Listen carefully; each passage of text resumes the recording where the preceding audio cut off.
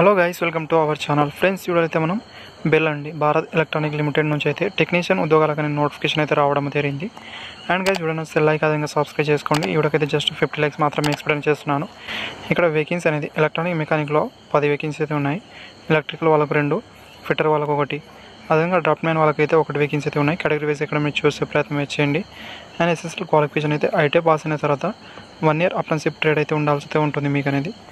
And basic pay అనేది 21,500 అయితే ఉంటుంది. దీంతోపాటు అన్ని రకాల అలవెన్స్ కూడా ప్రొవైడ్ అయితే చేస్తారు. అండ్ ఎలిజిబిలిటీ క్రైటీరియా అనేది చూసుకుంటే ఇండియన్ నేషనల్ వాళ్ళైతే ఎలిజిబుల్ అవుతారు.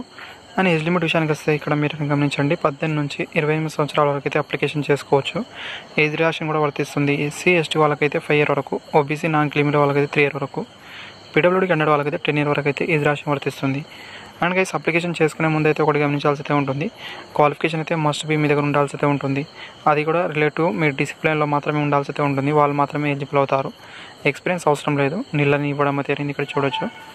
అండ్ మీరు హర్యానా ఎంప్లాయ్మెంట్ ఎక్స్చేంజ్లో అయితే రిజిస్ట్రేషన్ చేసుకుని ఉండాల్సి అయితే ఉంటుంది. అది కూడా మార్చి 13 వరకు అయితే రిజిస్ట్రేషన్ చేసుకోవాల్సి అయితే ఉంటుంది.